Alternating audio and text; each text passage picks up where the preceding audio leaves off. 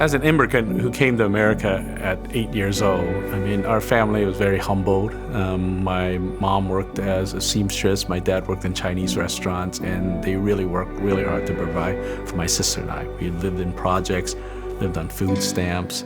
Even though it was hard, we felt a lot of gratefulness, though, that we still had, a stove and washing machine. We had a shared kitchen, which had electricity. That was a big thing for us. Actually having food to eat and without, thinking about where the next meal was coming from, which is, a lot different than life in China.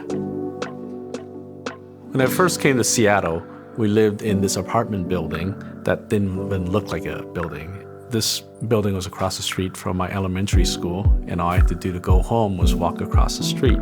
But instead of doing that, I walked across the street, past the building, through the alley, through the back, because I didn't want my friends to see that I lived there. For whatever reason, at 10 years old, I felt a lot of shame living in an old, broken down place. And so, it's just, I don't know where that shame came from, but it kind of made me who I am today. I would see these downtown buildings and buildings on Capitol Hill, and I said, someday I'm going to be able to afford to live in them. Someday I'm going to build and own these so that I can create housing that no kid like me have to feel ashamed to living in them again.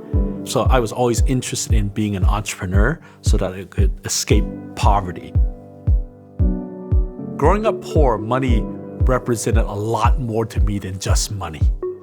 Money was everything. Money was freedom. Money was great relationships. Money was, validation. But I didn't even know that as a kid, but I was just drawn to not being poor. And then when I became a Christian, I realized that money was money was my God. When I actually had a real living, loving God here, which is way more than money, and I had to learn to actually let this go so I could embrace this. And what helped me to that journey was actually tithing. So for me, tithing started as obedience, and that's what you do as a Christian. But the more I tithe, the more I realized that it was God's gift to me of not being controlled anymore by money. And now instead of money being my God, the real God became my God. And that gave me the platform to get to know Him deeper and love Him more. I've learned that in good times, we hear God's voice softly. And then in challenging times, that's when we hear God's voice almost like a megaphone. And I feel like I've gone through a lot of challenges in the last 2 years, and I've been hearing and sensing God. It's no longer, James, I can rely on myself.